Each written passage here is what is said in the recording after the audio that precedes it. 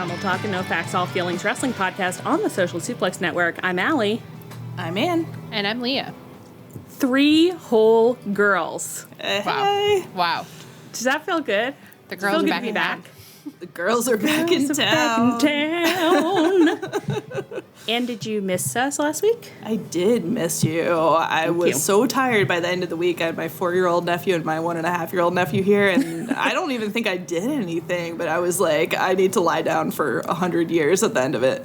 That's the thing about, like, being around especially very small children. You do end every day being like, I don't think I did anything, and yet somehow every single minute was accounted for. There's always something happening with those kids. Yeah. And my nephew got my parents kept, like, all the Berenstain Bear books from when we were kids, and so my nephew, I thought he'd be a little young for them, but he, like, loved them, so I must have read him, like, 45 of them. But there was a No Girls Allowed one where Brother Bear and his friends make a clubhouse and no girls allowed and sister is out of it. And my little nephew was like, why? Why would they do that? And I was like, well, sometimes people are mean, but they shouldn't be. But then apparently like today, my brother and sister-in-law posted to our family group chat and they were like, I think Grant learned the wrong lesson from the Berenstain Bears. And he had gotten like a sticker and he was like, oh, I picked out a heart, Daddy. Like, you and I can share it, and we can think about how much we love each other and Mommy. And it's like, oh, that's so sweet. And then he was like, but then he decided that actually the sticker, Mommy wasn't allowed to see the sticker. And so he made my brother make, like, a little case for it and write no Kristen allowed on it. Not Mommy, Kristen. Oh, my God. This is how it happens. And apparently he was, like, giggling to himself the whole way home after he decided that, like, hee. Grant, no. You're channeling the worst of the IWC, Grant. The worst. No Mommy allowed. No Kristen allowed. No Kristen allowed. Just in case, because other people are other people's mommies, so, like, let's be really clear who's not allowed here, yeah. Other people's mommies are allowed in the club. It's just my mommy who's not. My mommy, who cannot access the sticker. Oh my like, gosh. Please honor the sign. Didn't in the Berenstain Bears book, like, they didn't learn a lesson in the book of course about, they like, did. Damn it! Of course they learned the lesson. It was like, they make a clubhouse that's no girls allowed, and then she's, like, really mad, and the dad gets really mad. Yeah. He's like, I'm going to go tear down their clubhouse. And the mom's like, well, you can't make people play with you who don't want to play with you, but you can, of course, it's very mean of them to do, but you can make your own club. And then the girls make their own club, and they do, like, a barbecue with the dad, and then all the boys smell the good food, and they come over, and they're like, I think I remember we have this it book. too? And then they let them in, and then the boys invite them back for blackberries at the boys' clubhouse, and they change the sign so that it says "Girls Welcome." Aww. Girls Welcome, but Grant didn't learn that lesson. No, he didn't. He learned that it's fun. I sort of think allowed. I think that IWC needs to learn that lesson. I think too. they Sounds do, like a good book that maybe we could pass out. I know. Some of them are still putting no girls allowed signs all over the place. Yeah. Except they say Tumblr, Twitter instead.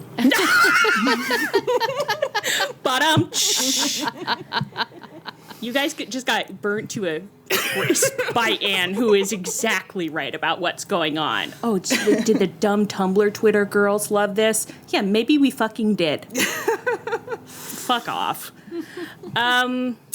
Amazing. Well, we have a couple of items of business, and then we'll get into the wrestling. Yeah, you guys did such a good job with James last week. I was so sad to miss it. I was going to ask you. I was going to be like, do you think we did a good job? Because you did do a good job. I think it was a lot more of a peaceful episode than I expected, but, like, sometimes it's important for enemies to break bread and really get to know each other. Listen, at the end of the day, we are polite hosts. Yeah. We never won't be. Yeah. And we put a boys welcome sign on That's there. right. Boys welcome sign at the door. And James came prepared to say all kinds of things that we liked, like about how Chuck Taylor is, like, such an important wrestler, and it's he's really cool. Actually, it's cool that he loses, which we agree with. And I love he that taught part. us he taught us stuff that we didn't know, but we kind of like nodded like we already knew it about various past feuds, and we said that's so true, but we were learning the whole time, which we liked very much. James was a perfect guest, and we had so much fun with him. So thank you to James for coming. And James, no, not addressing James, I'm addressing the listeners and saying if you haven't heard last week's episode where James was our guest, we encourage you to go check it out. Okay, second item of business. We had a little tiff before the podcast began recording. Leah really strongly feels like it would be so inappropriate for happiness check-ins to continue after Labor Day. They are a summer treat. Do we eat popsicles in December? You don't call them a treat in the summer. You don't call them a treat in the summer. To whom? When? When do you call them a treat? Footage in not March, found. I say, oh boy, it's almost examine your inner monologue time. She's never said that. She's frankly sometimes cruel about my fun challenge of just like trying to find a little happiness in this world and share it with each other and our listeners. But anyway, she looked really sad, and she's wearing these glasses that have this tint that makes her look like she's crying tonight. So she looked like she was gonna. They're the same glasses I always wear. There's something happening with the lighting. Like I keep looking at you, and there's like a mournful expression on your face. So what happened was that Allie said, "Hey, should we keep doing the happiness check-in?" And I proposed my idea that we keep summer sacred. And what Allie said is, "I don't like your face." I didn't like the expression. I didn't think that was called for. And so then I said I was going to join Trish and Sarah full time, and they didn't like that either. No, it was a really rude thing to say. Well, it was rude, and she's just often rude about the happiness check-ins. Like, she acts like it's like not cool. That this is a fun activity that I came up with for my friends because I am like a summer camp counselor at heart, and I like to have a fun activity. And she acts like she's dragging her feet. She's like, I don't want to go to arts and crafts. And I'm like, weeks. She hates improv. She won't do improv with us, and she hates just telling us one thing that made her happy this week. Sometimes I wonder if she even likes us. I've just turned into a Ron Swanson's where it's like, that's none of your business. Like, I actually You're don't holding up share. a sign right now that says, I can do what I want. This is your permit. She was making a compelling case for it being summer only, and it was like, none of us are buying that this is your reason. If anybody else were saying it, I would be like, that's so fair. And in fact, all I was suggesting was that we do 2 more weeks to finish out the cycle. But she was going to cry. She looked like she was going to wail, like just weep and wail, and she wouldn't even be able to record the podcast after this. So I said, fine, happiness check-ins are over, and Bea on my co-host had to find something fun for us to talk about every week now. Allie said, and I quote, am I just supposed to raw dog chit-chat time?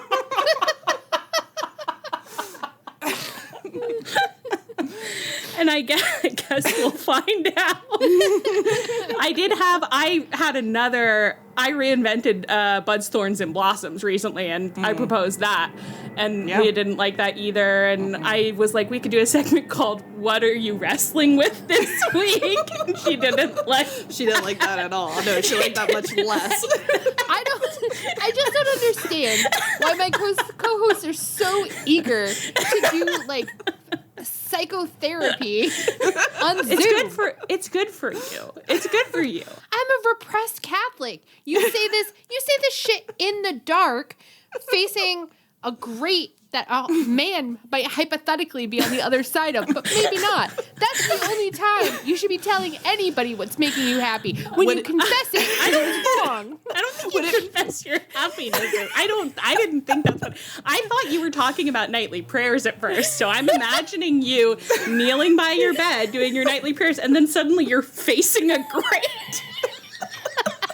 Would it make you happier if we turned off our cameras for your segments, and then you could say your happiness into a black void? We could do a little and then after I'm done, then you say, okay, go do 10 Hail Marys, and that's good. And then you'll hop off the Zoom, and that's the end of the podcast. And that's what we'll upload. I think the listeners will like that. Yeah, they're gonna love it. No podcast confessional. Happiness confessional with Leah. It's called Happiness Talk.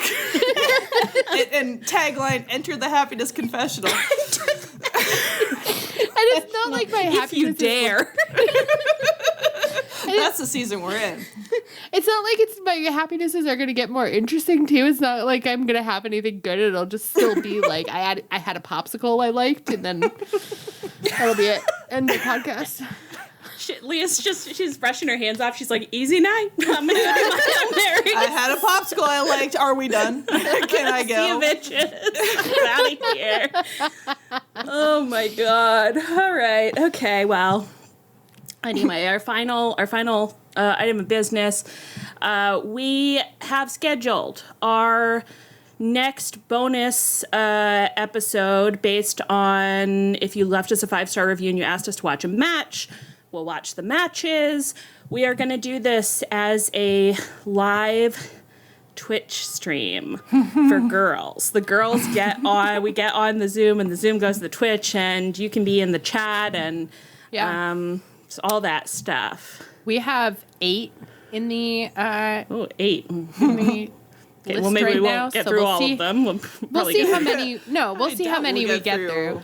Yeah, we I might don't do know that half. it'll be like a 4-hour thing, but we'll get through as many as we can, and then we'll schedule another one if it goes well. If everybody likes it, if everybody's if like, it "Oh, goes it's well. bad," then we won't. Yeah, if you say it's bad, then some of you are shit out of luck. But if you have fun and you're nice about it and you say like that was good, then we'll do the next one as promised. Yeah. So this is going to be on Sunday, September 22nd. We will tweet the Twitch channel link, and we'll put it. It's gonna shock them what our Twitch ID is. It's Tunnel Talk Pod. I honestly was like, what is it? I'm just barely allowed on the Twitch. The Twitch was trying not to let me in. They don't need to know about it, but it was really fun and funny at the time, so don't worry about it. I'm in there now. So again, that'll be Sunday, September 22nd at 8 p.m. Eastern, United States time, Eastern time. Yes, and that's when we'll do it, and we'll tweet ahead of time and all that stuff. So And then you can watch the matches with us, so you don't just have to listen to the audio. So We'll they'll be able to see them. we'll still post it as a podcast. But Yes, if you we ever listened to it and said, "Wow, I wonder what they're looking at," join us on Twitch. you don't think that we paint vivid enough word pictures that someone you don't think some people are like, I never need to see that. They pretty much described exactly what happened. The moves that they called out. Wow. Oh yeah, they correctly identified all kinds of suplexes. I can visualize it. I can see it in my mind's eye, just based on what the girls said. Like, I hope they do it steamy style kind of stuff. Anyway, okay. Was there any other business we need to attend to that I forgot about? No, and you have a pretty good transition to our first wrestling topic. Speaking of doing it steamy style. Speaking of doing it steamy style, Swerve Strickland announced on Twitter on Wednesday that thanks to, this was fun of me to write, an elite birthday clown cash influx. Just a classic joke. I think you should explain. Have we ever explained birthday clown money? I don't know. think So so. when we were I don't think we first have. getting into wrestling, our friend Hannah in our group chat, who like has listened to this pod from the beginning, but has never actually like gotten into wrestling, was like she heard like how much indie Someone posted like a list of like indie wrestlers and what their asking price was, and Chuck Taylor was one of the highest ones at $250. And we were so proud. We're being like, oh my gosh, he's one of the best paid of all these men. Yeah. So, anyways, she saw it and like looked at it and was like, "That's birthday clown money. That's not real money. like, that is birthday clowns." very attainable to hire him to just come to your backyard and do a private performance for you, really, at those prices. So Anyway. it's so funny. Like I think people who said that they saw like the longer version, I think it was made more clear that Swerve bought this house with the bonus that he received from signing his contract. But if you didn't see that version, it just seemed like signing the contract made him able to afford a small, kind of broken down house. And I was like, oh, if that's his above market value contract, what's everybody else making? I do think that's like what wrestlers are paid, monetarily. I was like, you'll take your $40,000 a year and you'll like it. And it does worry me, honestly. I often think, like, especially because Swerve getting a good payday caused a whole news cycle about, all sorts of, like, racist freak shit. But then just in general about what wrestlers are getting paid, because I guess Dave Meltzer was just like, and some people at WWE have said that if he's getting paid too much, then it'll raise the prices of wrestlers too much. And it's like, well, they should all be making much more money. I mean, we can't when you do say this. Market rate, but there was only one employer, it's like, that's not a market. That's a monopoly, and that's why they're illegal. Yeah. And I can't stand how many people identify with the capitalist pigs. Like, Dave being like, I think this is going to hurt WWE's business. And it's like, good, it should. Yeah. Like, I think everybody, like, hello, let's raise all the boats here. What are we doing? Like, oh no, will the stockholder dividends be a little bit lower? How tragic. Like, I'm going to mend myself to sleep. The men breaking down their bodies so that they can't work anymore after the age of 40, like, might get paid enough to live 5 more years. Trish and Sarah were like, like, even though I listened to this whole, like, section, they're going to be like, that's not what we said. But they were saying that, like, in a lot of sports, like, the athletes get a percentage of what, like, the game or match brings in. And it's like, UFC and WWE wrestlers get the smallest percentage. Like, AEW doesn't have to disclose because they're private, but, like, it wasn't we should like all they be get doing that. They don't get paid like a percent of the match, but it's like of the revenue of the sport, like they get, like, salaries are 70% this is of how it, much is or 50% of it. And with wrestling, it's like less than 20. I think is what they said, like 10. That's crazy. And I would say that if anybody's going to make critiques of the business, it should not be that they get less than that, but probably that we get more than that. I would say.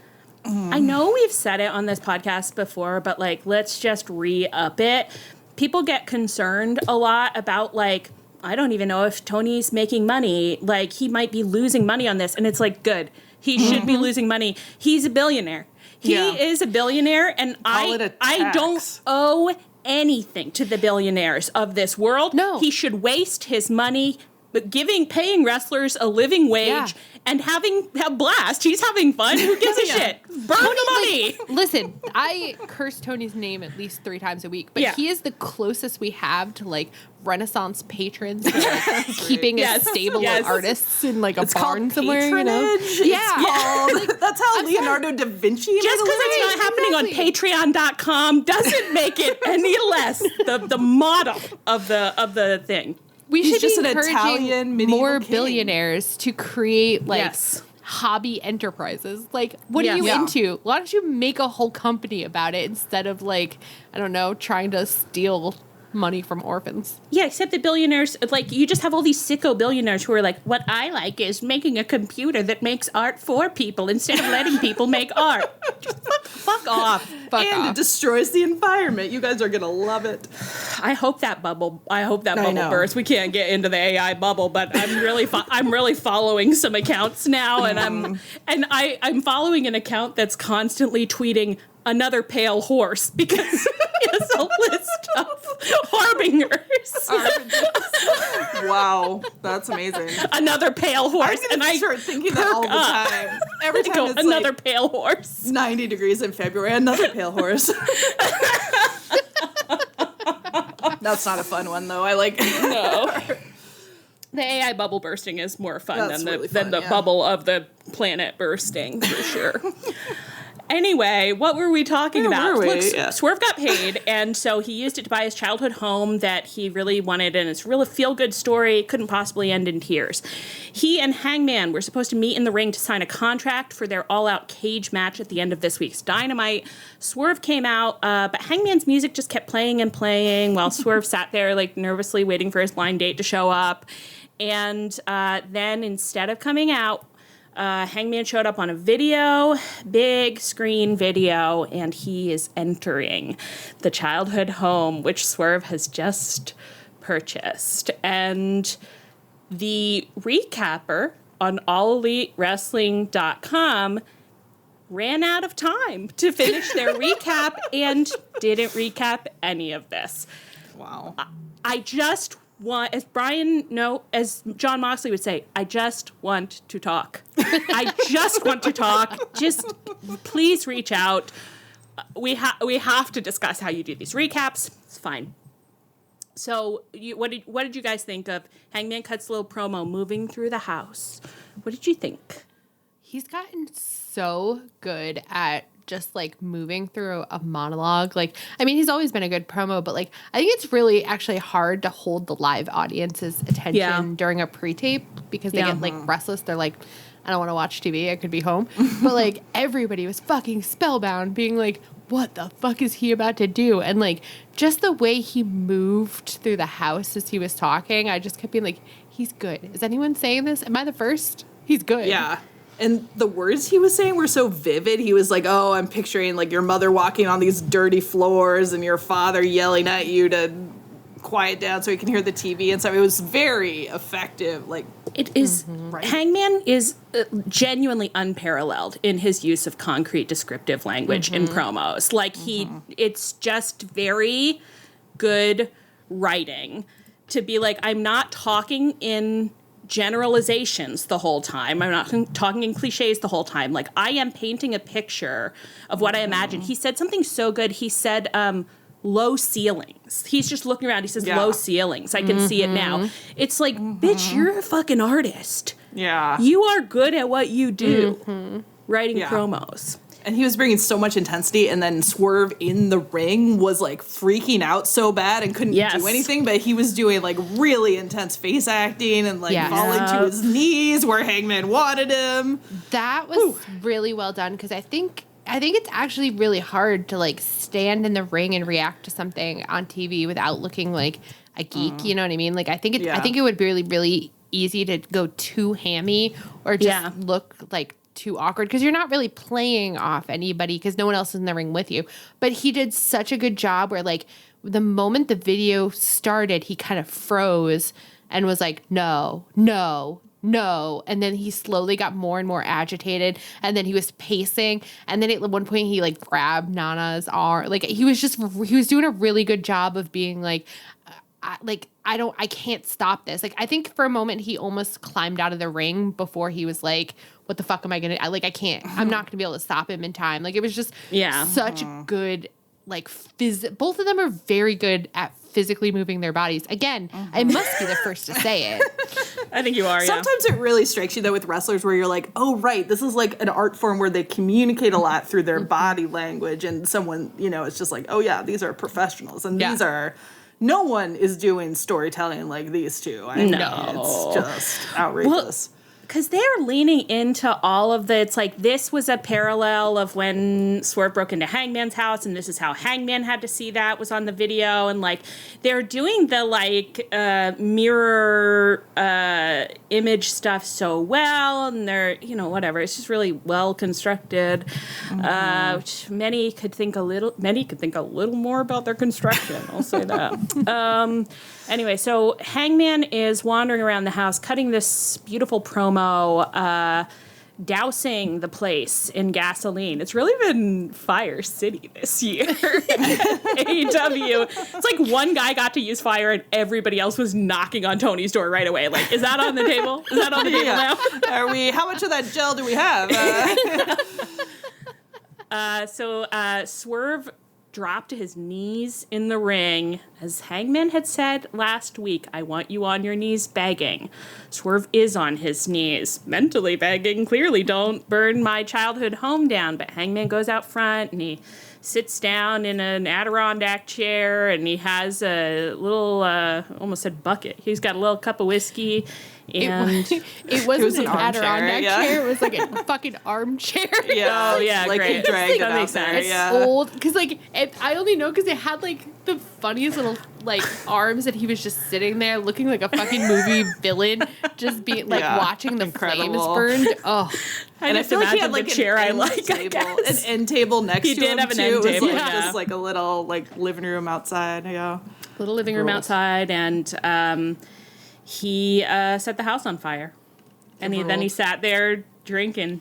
It went up sipping his whiskey so well too. Like it looked amazing. It looked like the fire was really close to him, although like I don't think it actually was. But just like the way they filmed it, it was like could not have been executed more perfectly. It was like this is the coolest thing I've ever seen in my whole life. I know. I think those two are unlikely to ever like do a behind the scenes because they're so committed. But I really do kind of like want to know because the flames really did seem like they were all around Hangman and like and he couldn't like it had to have been like rigged in some way that it was completely safe, obviously, but like I'm like, how did they though? Can you show me how'd you get the rabbit in the hat? Like, well, I did go down that full rabbit hole where I was like, well, they must set buildings on fire for movies all the time, so there must be like clear protocols. And I also was like, what are they? What do they use? Like, what forms did they have to fill out? Like, who did they have to run this by in order to be allowed to set the house on fire? Do you remember when our friend Nico said that Matt Jackson almost certainly had to take a class to right. to do that? Pyro to do the there's like a thing. pyro certification. Yeah, incredible. And it's so crazy. Like a bunch of people have brought up today too that like now Swerve's chant of whose house is gonna be like so like painful for Swerve. It's such like a great little psychological reversal that's like horny for that. I think someone in our Discord channel, Najama, was saying like she wants the crowd to do whose house, what house, and I was like, that fucking rules. Yeah, brutal, incredible. Man, it really was just so fucking good. They're so fucking good. Oh, and then we got off air, and Tony tweeted and was like, we can't sanction what Adam Page has done. Set a house on fire. This is now an unsanctioned lights out match. And then I guess at the press conference today was like, when I was up all night at the police station trying to make sure that we can even have this match, I was like, that's crazy. That's so funny. I do like it. Tony, I know that some people don't, but I loved when Tony wore the neck brace to the NFL meeting. I love the idea of him being like, do you know how much money it took, how much coke I had to do to be up all night to keep Hangman out of jail? It's like many wouldn't like it, and maybe I wouldn't like it if it happened, but it's very funny to think about Tony doing a running bit where he's like he's getting tireder and tireder, being like, at the police station again, these wrestlers are running me ragged. Just constantly having to get people to drop charges. It's really I only have so many favors I can call in. Your Honor, these men, they're going to sort it out in the ring. Come on Sunday. It's going to be a great show. It's called Wrestle Law, Your Honor, and it's just as binding as United States American legal law. When you think about it, it's just kind of an arbitration. Don't worry about it. It's all out Saturday, September 4th, 8th, 7th, whatever day that is, at 8 p.m. Tune in. Oh my God. It's like, tune in. Well, maybe don't. I don't know what they'll do. Tune in, but only if you're not going to arrest anybody, because be for the best if you don't watch. I mean, it's like, what else can you say? Like, they're doing everything. Like, if I were a little English lit student, I would be going to my teacher and saying, can I write a paper about the symbolism in the Swerve Hangman feud at AEW, where the house is both an actual house, but also a symbolic house that to each of them represents what they mean to the company, and that where they keep giving these promos where it's like Hangman is that part where he says, your dad's sitting in his chair telling you to shut the hell up so he can hear the television, and they both keep going back and forth about what kind of parents they are, and it's like, wow, there's some deep-seated like fears and anger about like what it means to care for another human being and be responsible for someone and have someone be responsible for you, and intergenerational trauma and masculinity, and you're really playing it out, and wow, I love watching it. I love to watch it. I love to watch it. It's crazy. It's just like the toxic, like they could not be more obsessed with each other than just, I can't believe that we're only getting 2 weeks for this, but not to rehash what we've been saying all summer, but it is just wild where it's like, oh, and it's this weekend. Oh, okay. Right now. Yelled at all summer about Bryan Danielson's he has to have his big ass special moment. Bryan Danielson, I love you, but I don't think you needed the big ass special moment, to be honest. And I'm glad that you're happy, but you didn't do anything all summer, and these men would have done this shit for me every week. I know. It's like crazy. if they had been given MJF time, like, Oh my God. what would we have, like, this summer? I don't know that we would have survived it. No, That's but you know true. what? It's for our own they're safety. They're too smart to say yes to MJF time. I genuinely, No, I believe that. agree. Yeah. They're like, no, you got to Yeah. leave them wanting. Every week, you got to leave them wanting a little more. Yeah. Yeah. MJF says, I'll stay out there until they're throwing tomatoes at me, telling me to leave. It's like, okay, well, not how I'd approach it. Although, in fairness, he almost came in under 10 minutes again this week. So maybe they put a cap on. We'll get to it.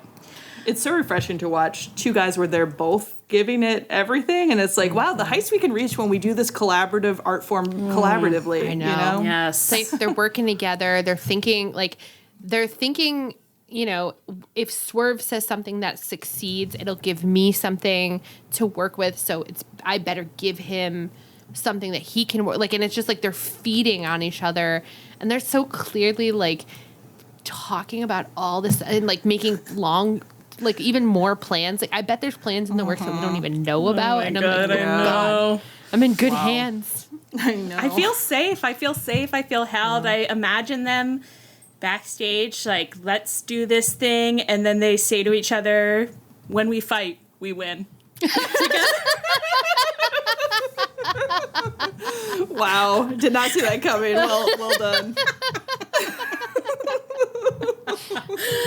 Oh my God. It is exciting that they're going to main event over the title, though, because I think it's so cool that Swerve like lost the title, but he's getting an even better spot on the next one. That's Bryan Danielson coded. Still a main eventer. Yeah. Still a main eventer, That's yeah. the stuff. Man, it's going to be crazy. I know. It's gonna be insane. I'm gonna lose know. it.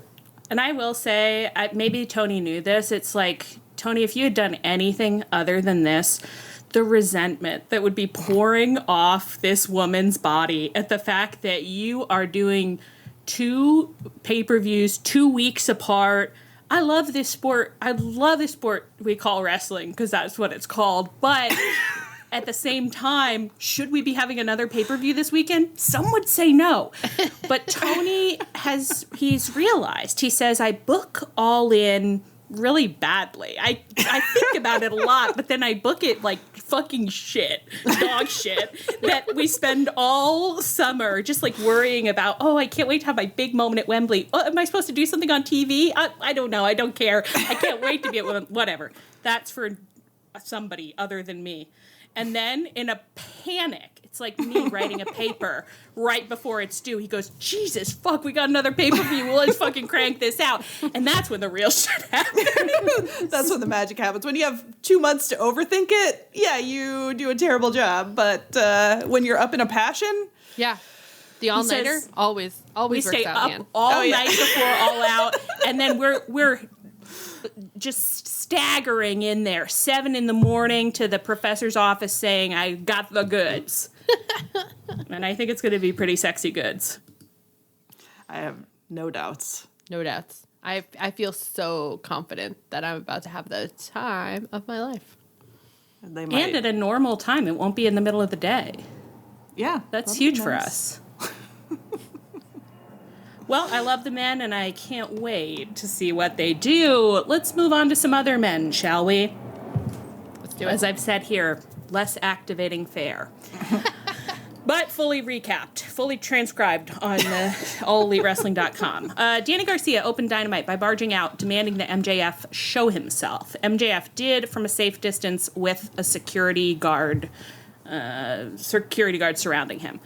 They went back and forth a little bit. MJF accused Daniel Garcia of taking Ozempic. I thought that was a strange... It was odd, yeah. To be honest, Yeah. I was like, well, it is like it's a hot buzzword, but does it have anything to do with the body I see before me?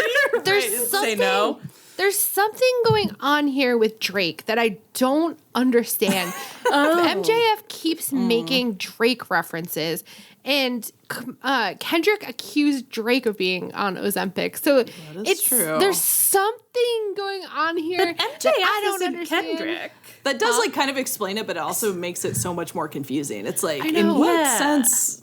Why? What? Well, because Yeah. I like, and it's like MJF keeps like putting out Easter eggs where he's like, and I'm Drake, and I keep being like, Where he's, what does that but mean? He accused him Where of being he's on Drake or Ozempic, where then he's- he oh was yeah, being MJF Kendrick. is like, MJF is Drake. That doesn't add. I know. I mean, that does not. It doesn't add up that he's Drake. Like that's fine, but like that Ozempic, whatever. You know Right, what? We 'cause- can't.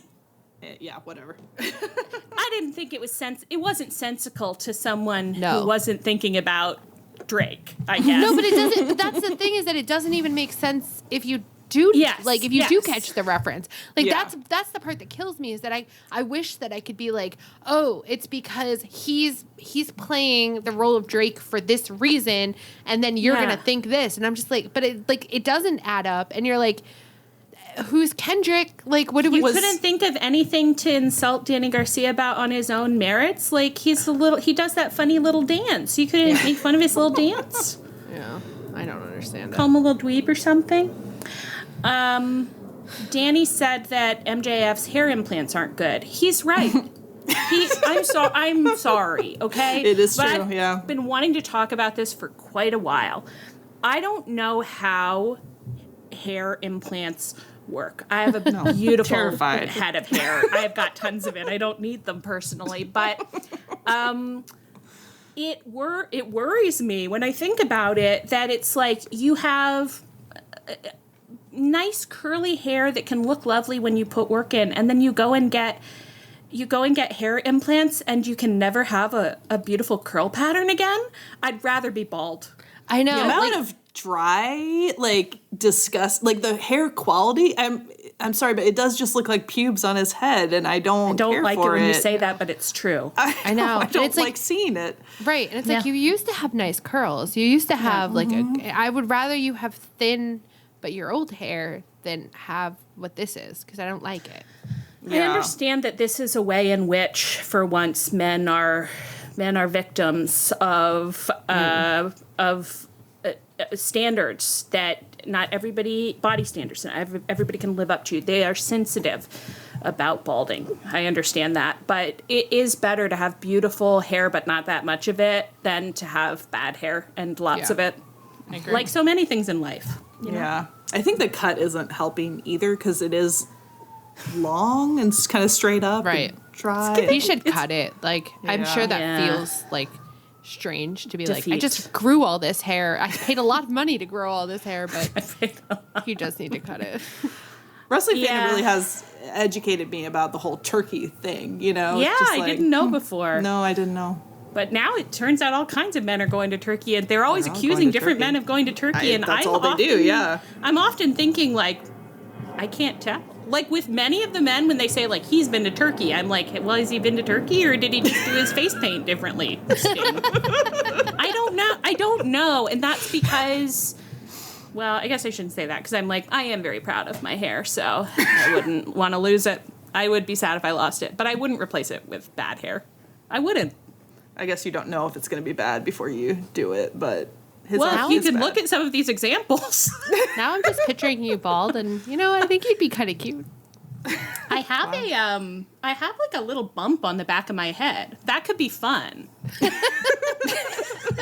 don't know why I said Fun. So that's something everyone can enjoy. I'm like, my head wouldn't be without interest. If I were bald. There's probably I have lots of moles. There's probably some moles under there I don't even Wow. know about. So Wow. that could be something to look forward to. Yeah, hey, after we finish the podcast, let's just shave it off together. Yeah, let's just see what happens. I It'll just grow got back. it. It's never going to happen. I just got it long again. Okay, so don't tempt me. So don't get too excited about the moles and the. Don't get too excited about the bump on the back of my head that got really big for a while but got smaller again, because you're never gonna see it. It got big and then it got smaller again. Can you bleep this? It's like you don't need to know any of that. Get rid of it. Keep that for our Patreon, our medical talk. Yeah, maybe put a little message in, being like, there was some more medical talk you didn't get to hear. Let's really whet their appetites and make it clear that every single week there's medical talk they don't get to hear. Okay. MJF accused Danny Garcia's mother of having had sex at least once. It's all. I mean, Danny standing there is almost an accusation of that. You exist, do you not? Danny tried to attack MJF, but the security guards thwarted him, and then MJF smashed Danny over the head with a wine bottle, and then he kind of held him and said, like, oh, you've given me a violence boner I haven't felt for quite some time. And then he kissed Danny Garcia on his little head, and that was the end of the segment. What did you guys think overall? I don't know. I mean, like, there's a thing with Swerve Danielson, like, when we got to All In, I was really rooting for it to be a great match, because at a certain level, like, even though Danielson made me fucking crazy, it's like, I want Swerve to, do well and have, like, lots of praise.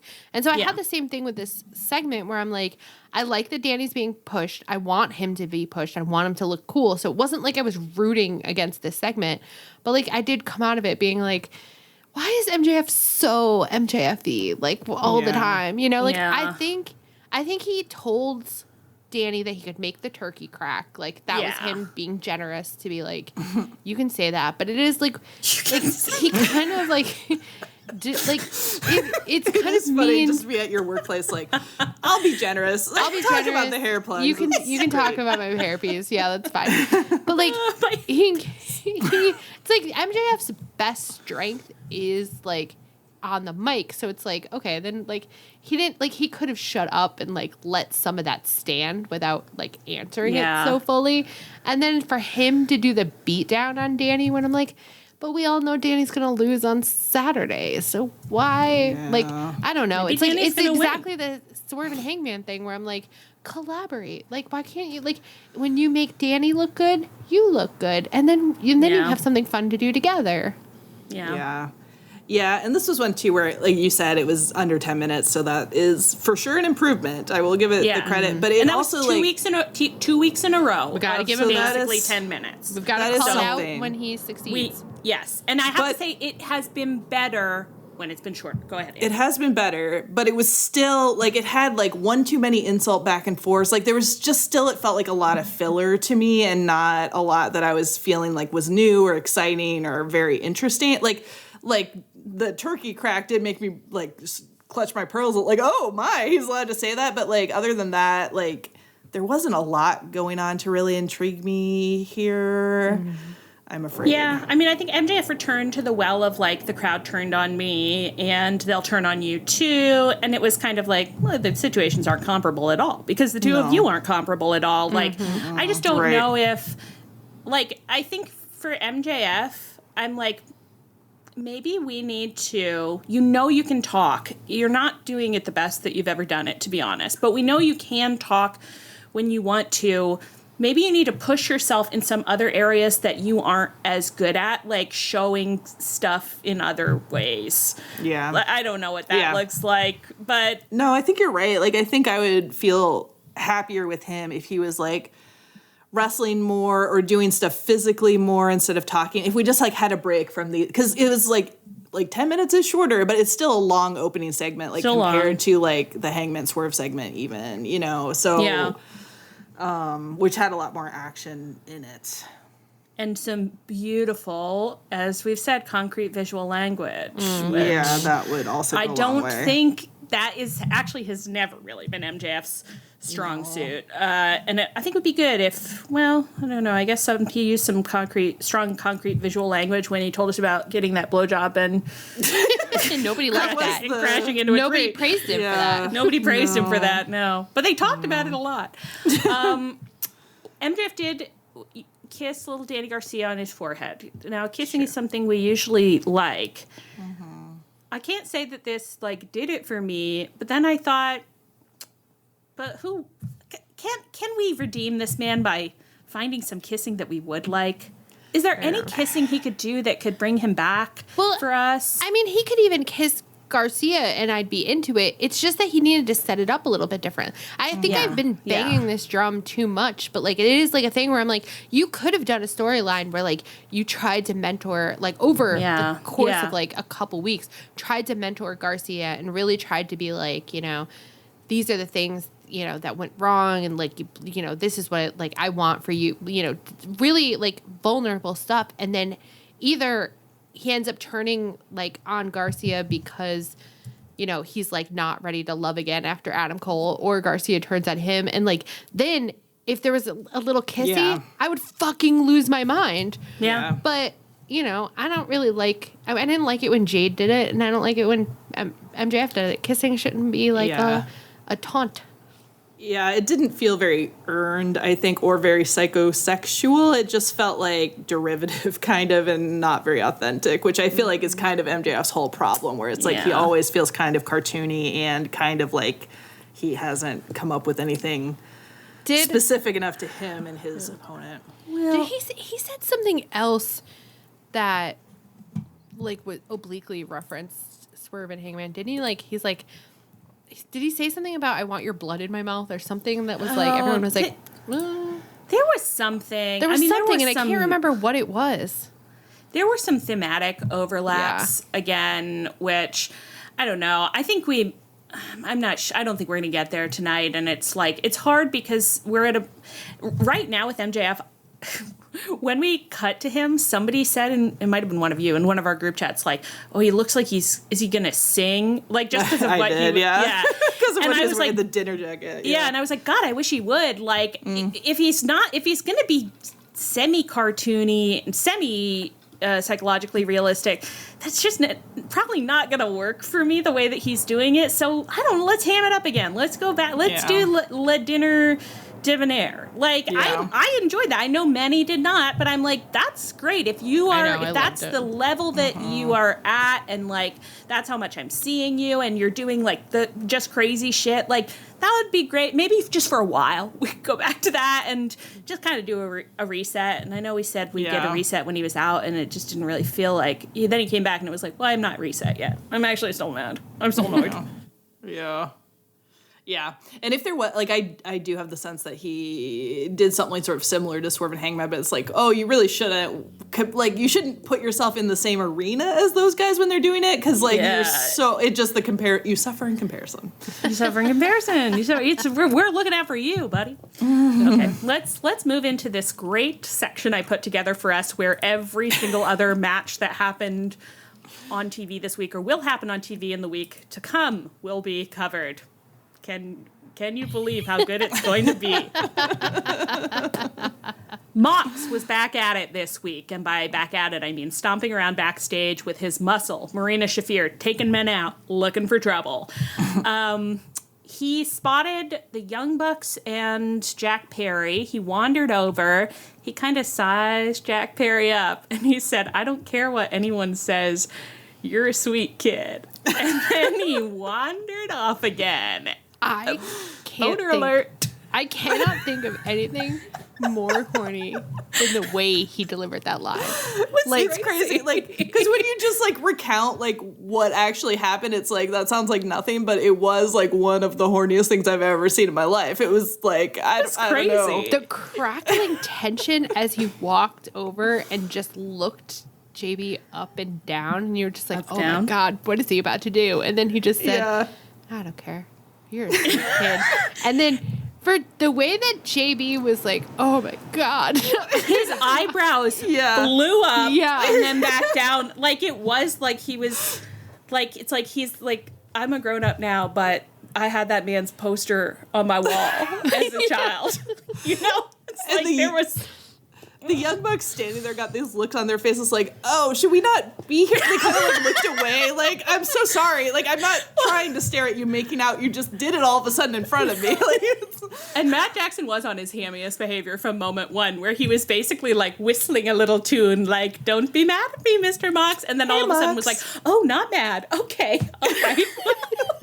Oh, this is what we're doing. Me. Alrighty. Well. Really, really, really fun stuff. was this interaction because JB is fighting Bryan Danielson? They didn't say that textually, and you would think that, like, in some way they would have.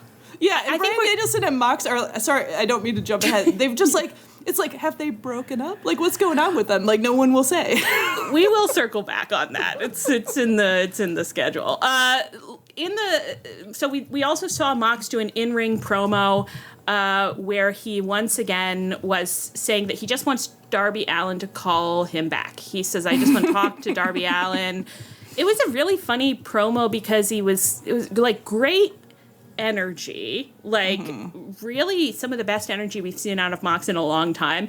And then I was like thinking about the content of the promo, and it is just him being like, Darby's so cool. I fought him and he was really cool. He's just a cool guy. Darby, I just want to talk. Call me. And his vibe very much is like, I was home for a bunch of weeks. I got all this violence, like, stored up. I've got to get it out. I can't be having, like, a match where, like, I'm not going to jizz. You know, like, we're not going to get a blue balls match. I really got to get into it. I really got to get some of this stuff out. Yes. And so he's just like, Darby, come on. Like, you gotta help me out here. I need someone who can go 2, 3, 4 times in a night, okay? Yeah. I need someone where we are reaching higher and higher heights over the course of 30 minutes. Yeah. He's not just going on Bumble and, like, picking, like, the first person who says yes. No. He is going into his contacts. He's finding the one that's, like, labeled do not call. Yes. And he's calling. He's calling. Yeah.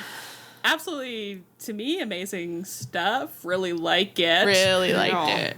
Really like it. We haven't seen Darby since since Sting saved him, have we? No, I don't think he's responded to Mox at all, which is very funny because it's just sort of like you could just picture him being backstage, being like, "Oh my god, I don't know, I'm ready for this right now." Honestly, I think that to be completely honest, I think that they're locking Darby in a closet to keep him from running out there. Like, they're just like, no, for this story, you can't. He's going to keep trying to get to you, but he can't get to you. And Darby's like, totally. And then the second Mox starts talking, he's like, trying to get out there. They're like, okay, we're locking you back in. Got him by the collar. You can't be trusted out here. We can't have you jizzing before the match, guys. Like, stay apart until the wedding night. He's like, I got lots. And you know he does. Right, because he's got the ginger in his butt, you know, exactly. So it's ready to go. How else are you going to impress somebody? You know? Mox is like, I need that guy who's always got the ginger when you need it. He might have taught Mox about it. Well, and that shit post of like, it seemed confusing why Mox was coming out like he couldn't get in touch with Darby, but you have to remember he threw his phone in a bonfire a few weeks ago, which is extremely funny. It is so funny to picture him grabbing, like, coming back to work. Wait, like, he's been avoiding Tony for months, ignoring Tony's phone calls. Then suddenly he comes back to work, and, like, Tony's like, oh my God, Mox, you're back. You can have as much promo time as you can. And Mox is like, thanks. Okay, here are the voicemail messages I couldn't return because I broke my phone. Sammy Guevara, you owe me $10. I love with you doing the microphone motion too. You have a real vibe of like grocery store deal announcer. You know? Well, actually, it's kind of giving. It's like not even just that Mox is trying to get in touch with people this way instead of via his phone. It's giving like Justin Roberts comes out and is like, John Moxley, we have a couple of messages on the company voicemail machine for you. First of all, Darby says he's on vacation. Please stop asking him to come talk to you. He'll be back in 1 week. This is the kind of backstage shit that I should be getting to see. It's just like, so like Justin or like Alex Marvez or someone Yes, reading Mox's messages. I think we've been very consistent on this podcast that what we really want to watch is a sitcom about kind of a wrestling backstage, which I do think would hit hard. I think it would be a great show. Listen, if we're getting that deal signed, TNTBS wants all of this additional AEW content. Give us our fucking sitcom that's just about the workplace shenanigans. It would be so fun. The way I know that you could create a brand new generation of unexpected wrestling fans if you just made The Office except it's wrestling. Yes. Absolutely. Yeah. Give it a little bit of that party down energy. Come on. It's Oh my what God. we need. It's what we want. It's what we crave. Okay. So we also got a backstage promo from JB with the Bucks watching over him. I think he just kind of doubled back on the same stuff that he'd already said.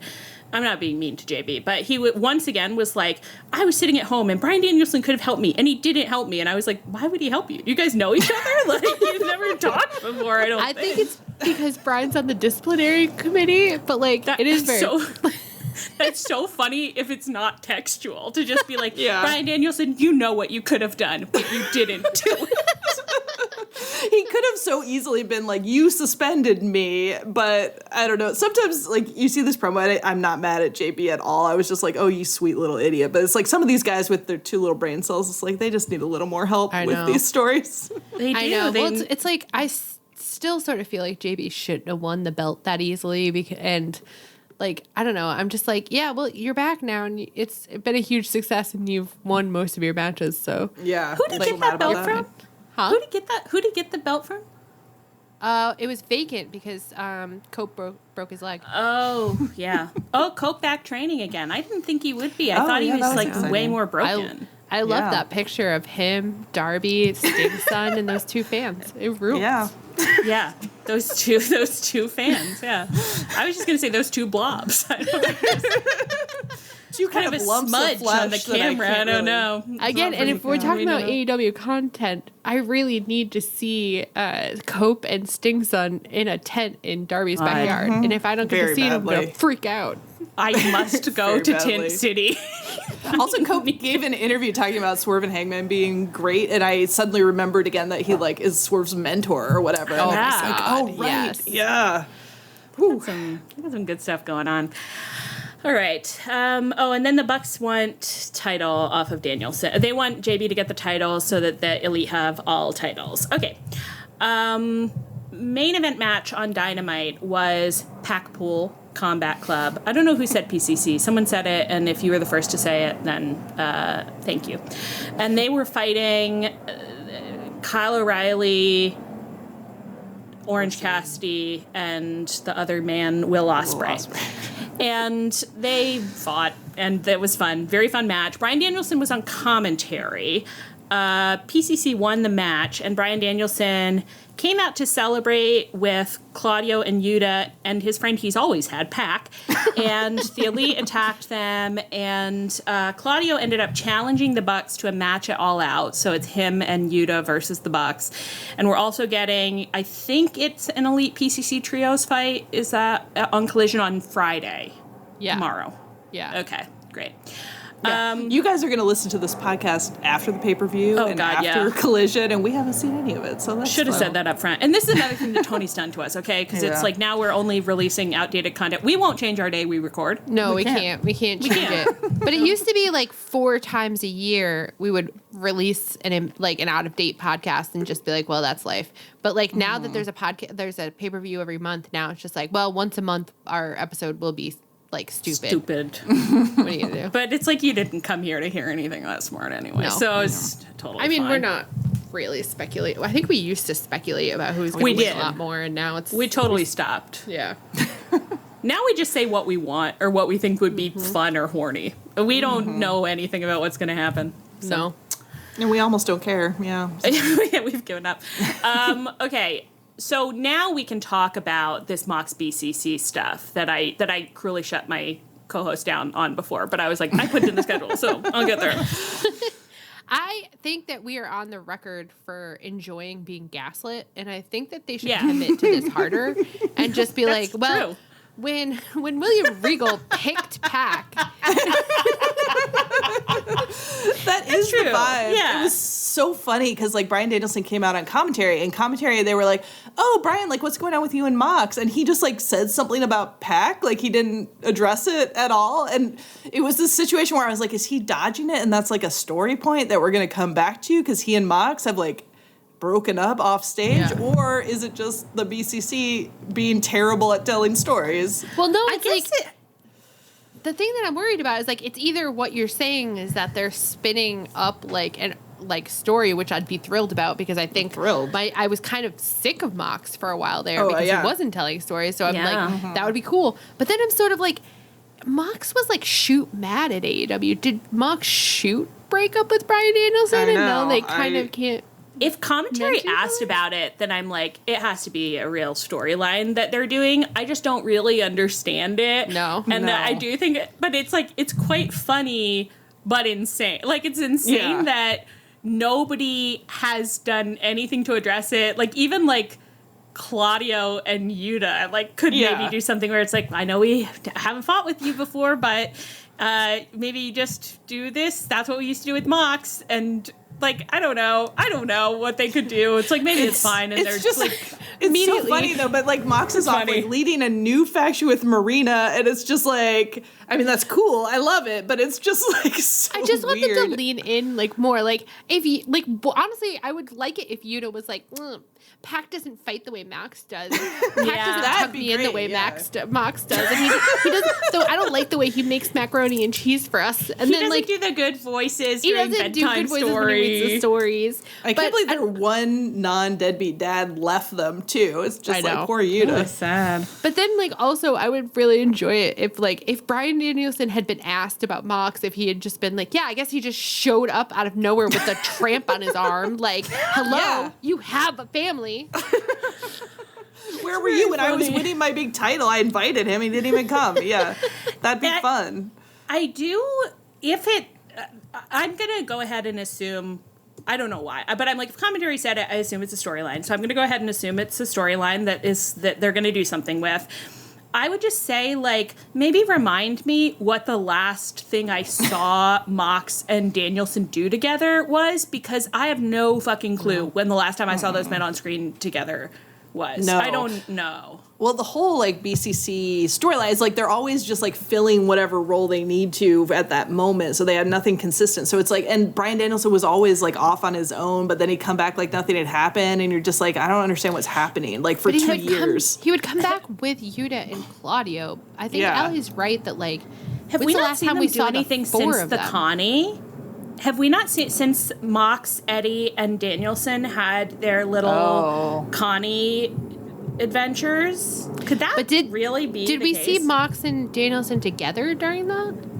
a little bit, I think, because Eddie was so mad that Mox was hanging out with Danielson and Claudio. Yeah. But that's a long time ago.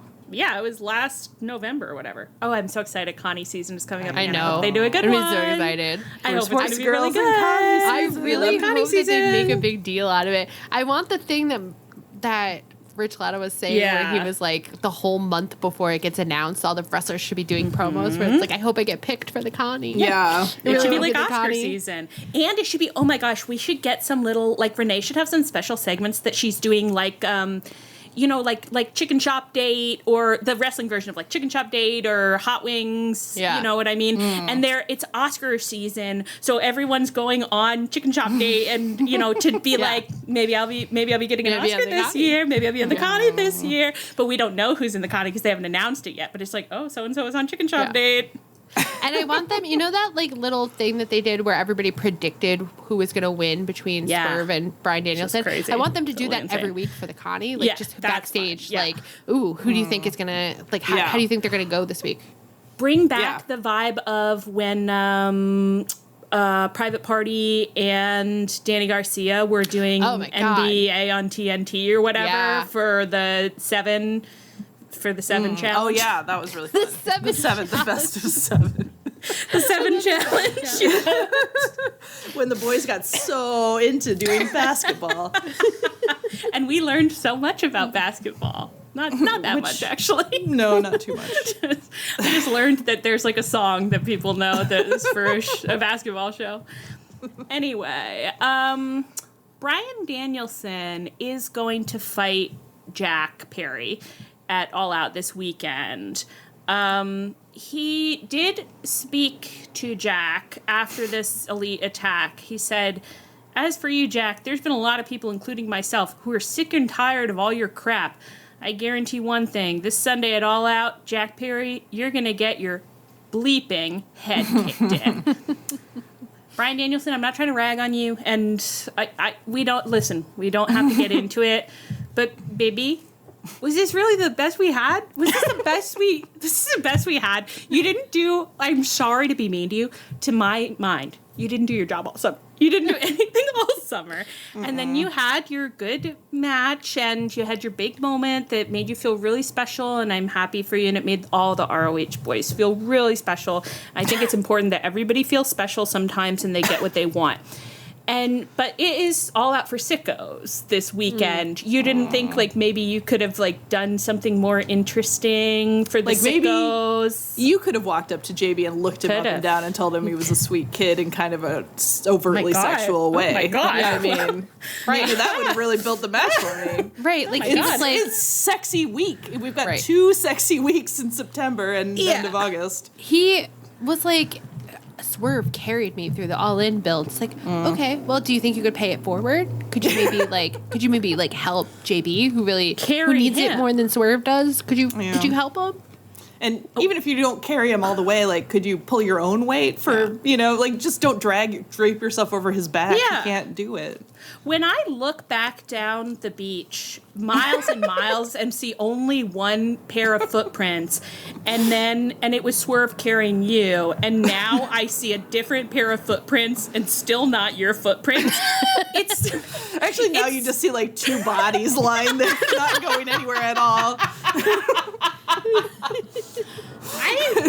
I just feel like he didn't get the message that, like, what we need, if this is how it's going to go, I guess it isn't because All In is going to be earlier next year, but if you're going to do All In for normals and All Out for freaks 2 weeks apart, everyone needs to spend these 2 weeks acting like some bad actor. Oh, thank you for the balloons.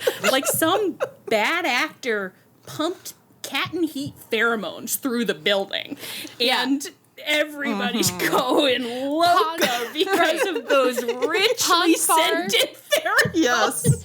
Ponfar comes to AEW. Yeah. You're in a hormone storm. It's not sufficient for All Out for Sickos to just be saying, I'm going to kick your fucking head in. Okay? Yeah. It's not enough. It doesn't do it. It doesn't do it for us. That's enough. Not what a Vulcan in heat would say. Everyone for these 2 weeks has to be asking themselves, what would a Vulcan do in Ponfar? This is my design. I want to see people trapped in rooms, like putting their hands up against the door or whatever. Security guards should be escorting everybody everywhere, because if they don't, it's going to be a fight fuck fest back there 24/7. The poor security guards. They're wearing we can't do anything. They're wearing their Odysseus situation. Ears plugged up. Yes. Covered. They're wearing N95s. N95s. Yeah, oxygen masks so they don't breathe it in. Listen, I don't make the rules. I think this is written down somewhere. I read it. So Bryan Danielson, do better. I'd like you to do better. Any broader tag team division thoughts that you have because of this Bucks match we're getting? I think when they announced this match, I was like, guys, is it legal for me to see a pay-per-view match that is in FTR? Am I allowed to see that? Because I kind of forgot that we could. Can't remember the last time it happened. And with this one, too, it just shows the state of the tag division because I was like, oh, thank God, a real tag team. They're really fighting one. And then it's like, I wouldn't call Claudio and Yuta like a tag team. Not the way not like a married, like a No, they're not. They're not tag Jaeger. team. No, they're not Jaeger pilots. But it was like, it's still such great. an incredible upgrade that like, I'm like, Tony, thank you. Thank you so much. Thank you for my life. Yeah. You're so right. That actually is an uncle and his nephew. Yes, it's right for them to fight together.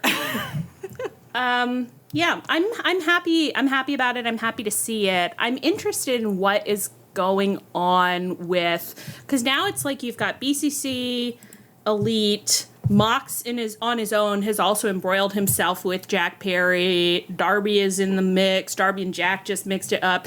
It's like fun. I don't really know what they're doing with it, but I'm like, yeah, all these ingredients make sense in the soup. It makes sense that they're here. No one put a chocolate bar in the stew.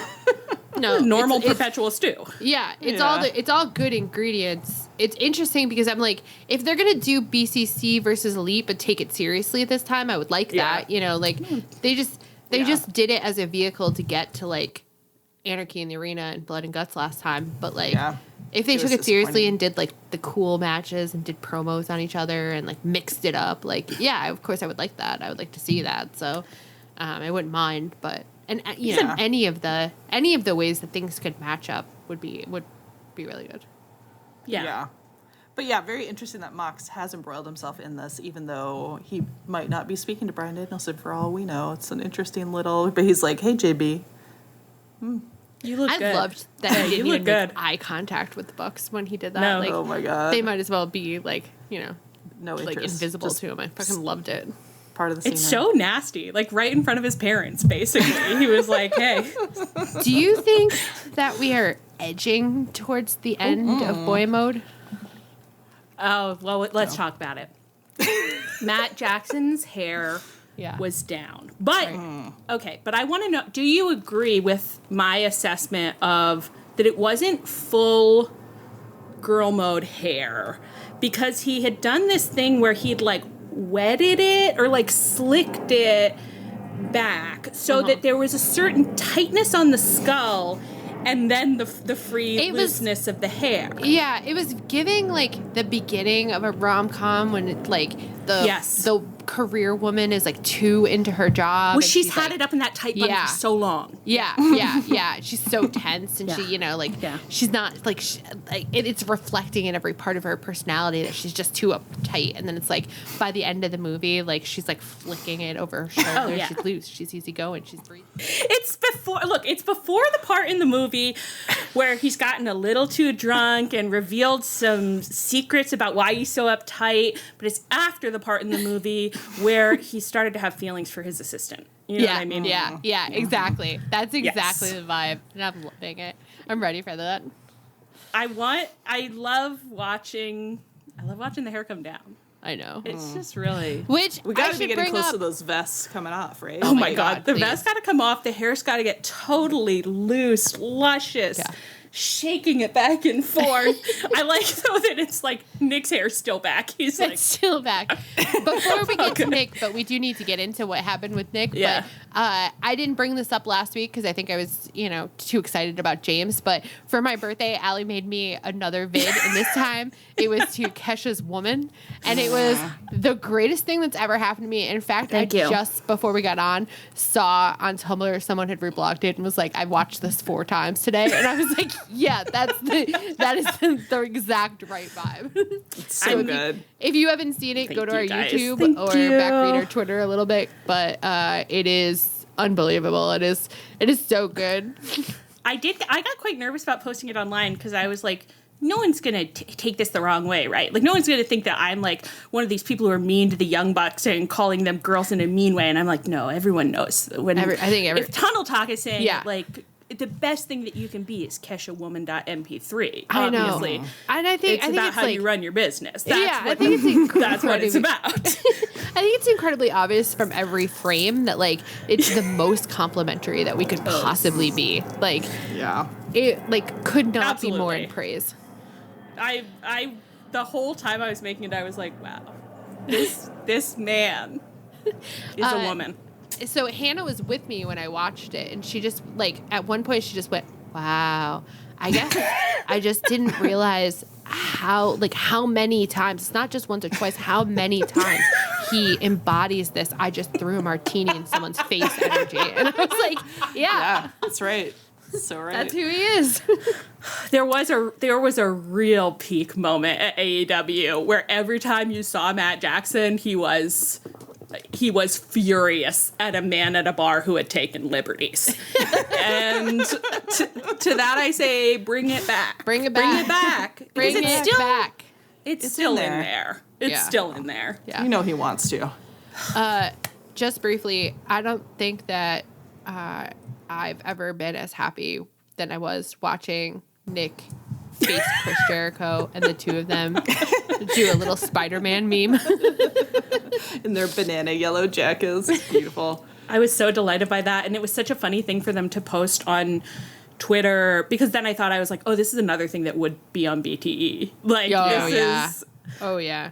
Although it's very fun. I don't know what's going on with Chris Jericho right now. It's very funny that it's like he had that little thing they posted on Twitter, and then he had his little thing with Orange Cassidy harkening back to their feud. And it's like, I like that it's like Chris Jericho's just like, I can make some videos. I'm happy to remember stuff we've done together. You know, make a little fun video. I'm happy to remember stuff. I really enjoyed the Chris Jericho thing this week where, like, he came on screen and Renee started talking to him, and the crowd was like, booing, but like lightly, like was just like, it's Chris Jericho. And then Chris went, hi guys, and everyone stopped booing to go, hi Chris. Well, he really held his hand up waiting. Like, it was very, when the teacher is like being like, eyes on me, 1, 2, 3, eyes on me, holding his hand up, and then did, hey guys, and they said, hey Chris. Yeah. It was really fun. Nothing makes me happier than when a crowd falls for a wrestler that they're trying so hard to resist. They're like, oh, that Chris Jericho, I hate him for reasons that I can't really defend in court. And then he comes out and they're like, fuck it. But he's still got that Riz though. He does. He got fuck that it. Riz. I love him. We love him. Okay, and then we can't even get into the Continental Congress. Okada's having a special Congress for friends or something. I really Would you say wish that's right? This episode was coming out before the pay-per-view because I think the 4-way should be called the Continental Congress, and I'm so mad funny. that we can't pilot this. You should try to say it in a couple Discords tomorrow and try to get that out there. Yeah, put it on Twitter. Yeah. Maybe we could do a little teaser. We could clip this as a teaser for the episode. Ooh, good. And put it up early. Yeah. And it ends by saying, we can't wait to go to the first ever Continental Congress. Oh yeah, that's going to go viral.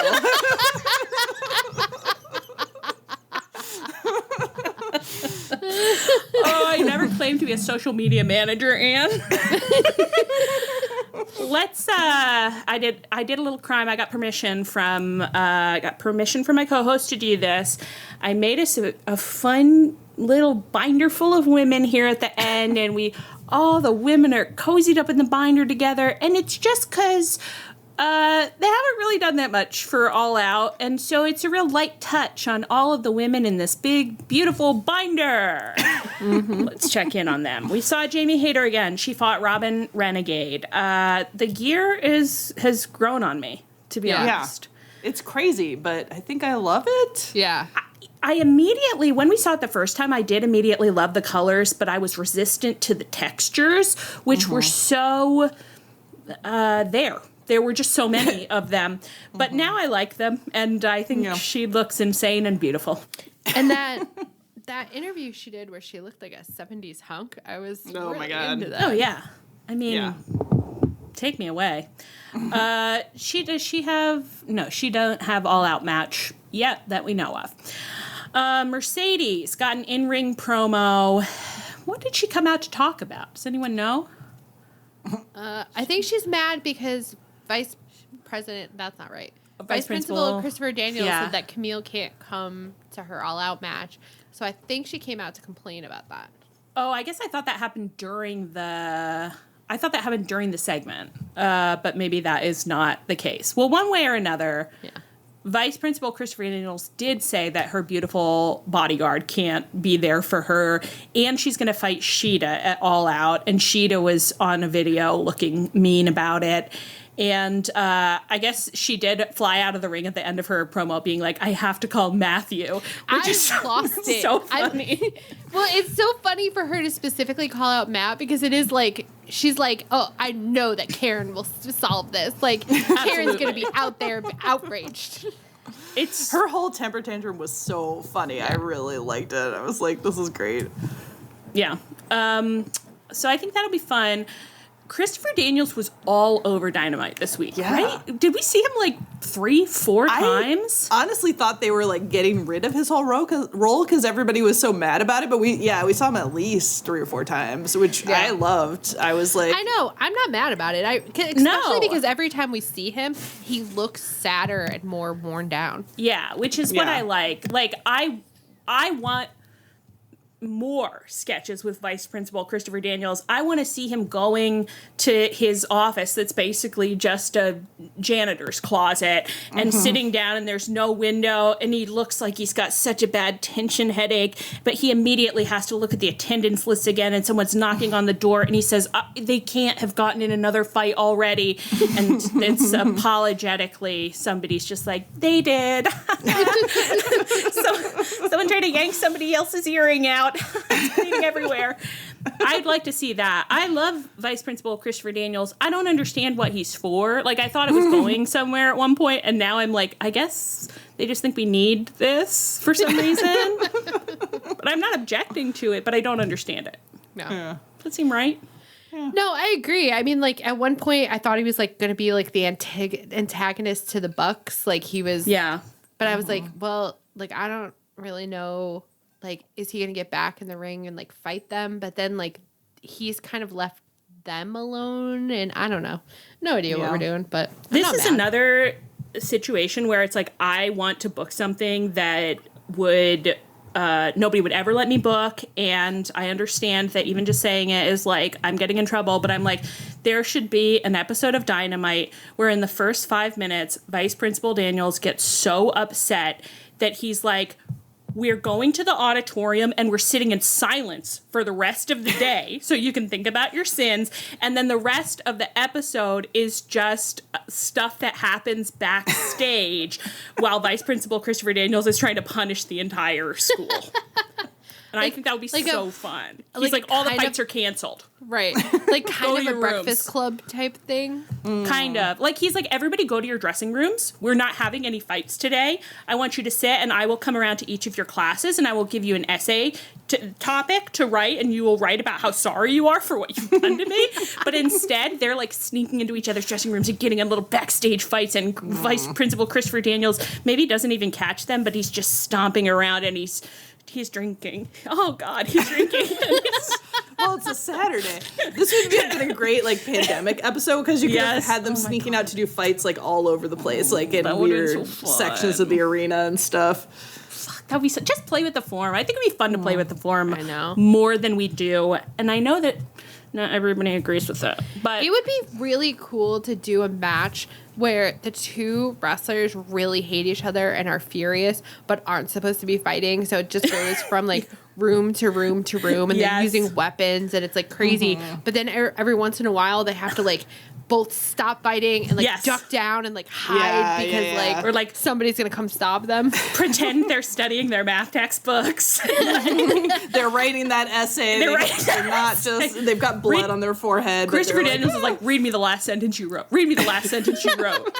And it's like one of them has to stand up and be like, it's bad to fight because it gives Vice Principal Daniels a headache. And Vice Principal Daniels is so tired that he just looks at them and he just goes, yep, it does. And he leaves and the fighting recommences. He like says shit like, you know, when I started this job, I had a full head of hair. Think on that. When I started this job, I had one completely black eye, and now it's just a normal eye again. Look what you kids have done to me. I would just like it. Do you ever think about how, like, if we were billionaires, like, doing, like, patronage, like, we could cause so much negative discourse without making decisions? The thing is, if we had so much money, and we wouldn't care about losing it, okay? Because we're just, like, we understand it's, like... Can't take it with you. You can't take it with you, and it's like most of it's in the fucking stock market, and billionaires just make money for nothing, basically. Yeah. So it's like we're constantly making more money that we don't deserve. So we're happy to spend it. We would make the people who like what we like so happy. And there would be some things we did that everybody would like, but then it would infuriate many how little they like the rest of what's happening, and they would rail against us, and they would be like, if we had control of this, they're probably losing so much money, and we're tweeting like, lost tons of money this month, had a great time, like, we're gonna go do a fun, like, amusement park episode next month. Oh, Can't wait. Would love that one. Full house today. We did forget to charge for tickets, but it was a pretty packed house. Forget to charge. We got a $20 gate, guys. It's a record. Just from the change we found in the seats, you know. I know. It's like we're just like, someone gave me a 20. I told him he didn't have to, but he really wanted to pay. So I went out and I bought beers for all my wrestlers. We'd have so much fun. I know. Yeah. People would want to wrest this promotion out of our grubby little hands, but they wouldn't have our billions. Couldn't deny that it had a strong identity, though. We would really be a challenger brand. If you keep doing this, you're always going to be number 2. And I say, it's really better to be number 2. It's better to be number 3 or number 4 if you can. I'd be so excited if we were number 2, to be honest. Yeah. Like, number 2 is almost too high. I think it's way too high for ours, yeah. I'd aim for number 6, maybe. Yeah, like our main rival would be like DDT. Yeah. When you're 6, you can do anything you want. Like, to be number 6 is to have an artistic vision that you will not stray from. But as we've learned, to be number 2 is to stray from that vision. And it'd be cool to be like, you know, that level, but because we pay so well, because we don't care about money, we get everybody. We get so many good wrestlers who are just They'd like, be so mad. Inflating the market value. Wait, so like, I'm the greatest wrestler on earth, but you want me to sit on someone's shoulder and like whack my opponent with like a pool noodle? That's what you want me to do? And we're like, and we will pay you $10,000 to do so. But you know what? We've got Will Ospreay in our promotion. We've got Kenny Omega. We're like, we Okada. just have him. What we like is sometimes we just say, Tigger, Tigger, Tigger. And then he just bounces out and does his Tigger impersonation, and that's kind of his whole thing. This is the thing, though. I do think that if we had these billions of dollars, we had this promotion, and the wrestlers want to do their like serious graps, we would be like, it's a 1-for-1. We're going to need one pool noodle match, and then you can have one serious graps match that at the time of your choice, man of your choice, we'll play it. It's all, that's all you, baby. Yeah. But we're going to need some pool noodle stuff in between. And obviously we're going to set up a story for your serious scraps match. So like you can choose the man, but we're going to, and the amusement park is going to really build to the serious scraps. Yeah, I love this. Like, I'm like, you come to me with the man of your choice. We'll sit down together. We'll talk through, you know, what are you afraid of? What do you want? We'll come to something. You find the man and you can tell me what the wrestling moves are, but I'll tell you, you know, what you're fighting for. Yeah. The moves aren't my business. You do it in the match, and that's your domain. But that's what I pay you for. That's what I pay you all this money for. But we're going to talk about, you're going to pick who you're going to go on the roller coaster with, and it's going to like cause a little bit of tension in the group over who's your favorite. So. It's very funny to imagine. It's like we have, of course, our 3-woman CEO office, obviously. That's where we do our consultations about storyline stuff. And there are some wrestlers who are dragging their feet. They do not want to come to storyline consultation. They're like, They're like, storyline consultation is only in the summer. It's just Memorial Day to Labor Day. I know they're going to make me examine my psyche. They don't want to come. And so but we're like, listen, you can have the match that you asked for, but you have to come to the writing center. That's it. Like you have to come to the writing center. Yeah. It's only half an hour. Like it's going to be fine. So they're dragging their feet down the hallway. And then we got 4 other little grubby little nerds that we love who are like, oh, can I come in with you? I can come in and help. I'd love to see the girls and do some storyline consultation with all of you. And we're like, you can't. Swerve and Hangman, you're not welcome at this storyline consultation right now. We're trying to train other people to be as good as you are. I love those grubby little nerds. So good. Well, don't know why we're talking about any of this. And we've been here for so long. What else do you want to cover from our binder full of women?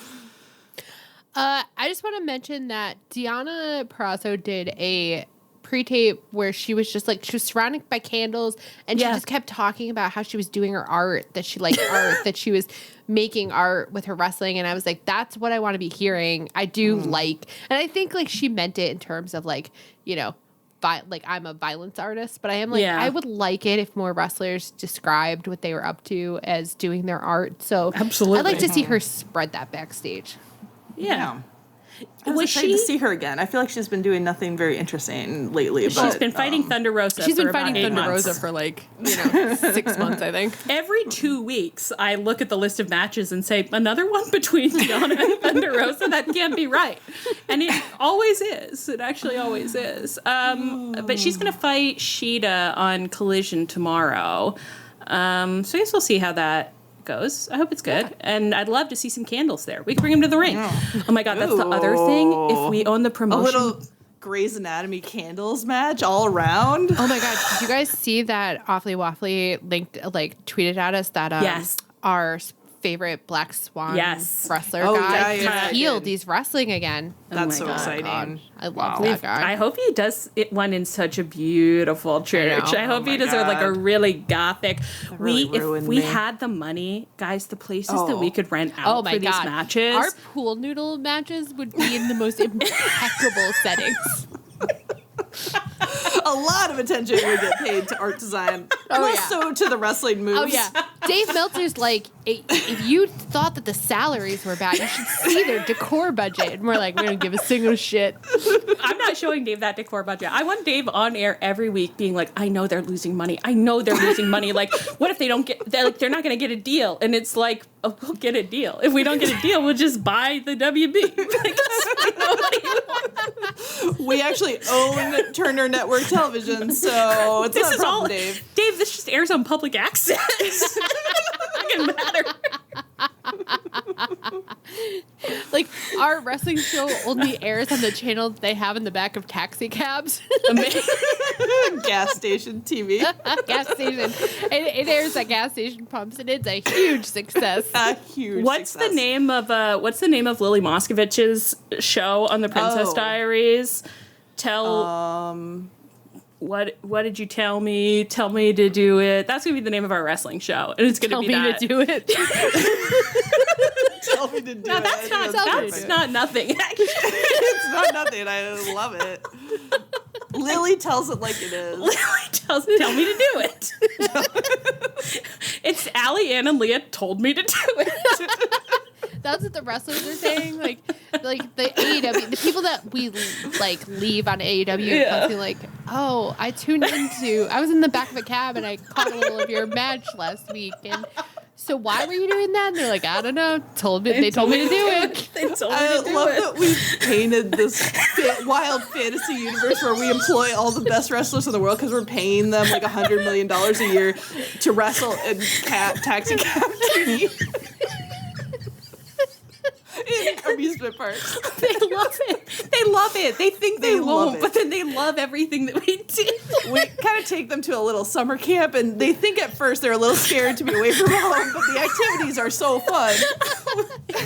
I read so many Berenstain Bear books this last week.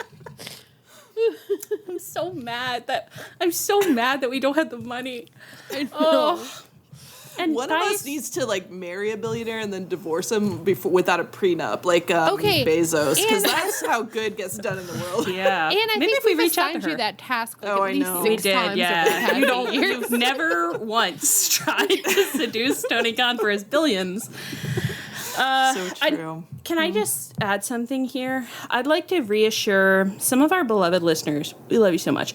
I know you're listening and you're like, I wouldn't like their show. I love these girls, but I would hate their show. And to you, I say, we'll hire you. We'll hire you and we'll give you a collision or something. Like, we'll let you pitch it in our CEO office. And, you have to explain how you're going to incorporate some of the elements of psychological storytelling that we're interested in. But we'll give you a show. So don't worry. Don't be like, there's going to be nothing there for me when these girls get their billions and Start told me to do it that only plays in taxi cabs. But there will be. We'll give you something. I love the idea that we have so much money that there's unlimited airtime. Like, the only thing holding us back is that there's 24 hours in a day. And so, we'll greenlight anything. But there's so many gas stations in America, you guys. Many gas stations, yeah. We've got a lot of time. And so the only thing that people have to do is be able to make a psychological argument. So there's just a line of men in the hallway outside our office being like, okay, what if I'm afraid of this? Do you think that they'll find that sexy? If I'm like, dude, oh, I'm so afraid that I'm not going to be a good father. And we're like, they're experienced pitchers, Swerve and Hangman are like, it's not enough. You got to go deeper. You got to go deeper. No. This is literally how we heal modern culture. People who have turned away from storytelling will turn back towards it like flowers to the sun when they have the promise of unlimited funds from us to make their little show that is what they want. It's called being a patron of the arts. Yeah, that's what we're gonna do. It makes society stronger. So true. So Tony, hire us. Why are you paying us? You're not paying us to make told you to do it? So rude. I think that's it. I think that's hey, yeah. For sure the whole show, I think. I'm pretty sure we covered it, yeah. Yeah, I think we really gave the women a lot of Listen, I'm sorry, girls. I'm sorry. Yeah, I'm sorry, women. Yeah, there wasn't much going on. They just didn't do that much. No. Mariah doesn't have a match for All Out yet. No, not as far as I know. And it's I think that something with Mina's coming, but she hasn't pulled that trigger yet. And I still am very fond of Mercedes, but she's still kind of, getting settled. She is not going to be the thing that I like Shida. I'm going to enjoy the match, but but they're not really going to get into it. And, Tiana, I said the art thing. So you said the art. You did mention that, the art thing and the candles, and then we went off on another tangent. The Willow and Chris street fight is going to fucking rule. That's going to be crazy. That is going to be That's going to totally fun. Yeah. Very excited for that one. Yeah. Now, what does a street fight mean? It's just that they get props? They're going to wear jeans. They always wear jeans. Stretch to it. Stretchy jeans. Maybe that's a t-shirt. With a little stretch to it. When a man is wearing jeans with a little stretch. Jeans with a little stretch. Girls, you can't tell me that doesn't do it for the only thing that I will say about street fights, I shouldn't, we have to leave, is that every time they come up, I think they should be out on the street. I'm like, this should be out in the world. This should be at a parking garage. This should be at the amusement park. This should be at the pool with the pool noodles. And it isn't. And to me, that is always a letdown. I don't think, and I just get subconsciously excited. I can't wait to see them on the street. And they're not. They're in the ring.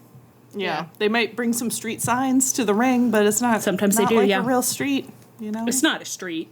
No. I thought I was going to get to see Chris Jericho and his guys on the streets of Minneapolis when I went to that show. And they weren't. They were just in the ring. And it really was a letdown for me. When I realized what I had been envisioning, I thought I was going to see them on my streets. This is my city. I thought maybe I'd see them in front of my apartment or something.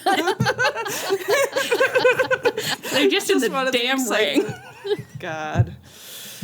Okay, that's got to be it. On that note, I've been Allie.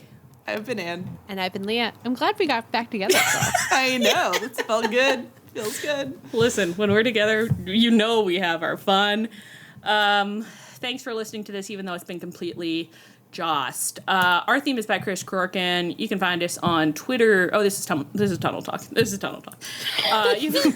If you didn't know it earlier, you know now. This is You don't Tunnel know Talk. my name, you never know. This is Tunnel Talk. You can find us on Twitter and Tumblr at Tunnel Talk Pod, on Twitch at Tunnel Talk Pod, via email, tunneltalkpod@gmail.com.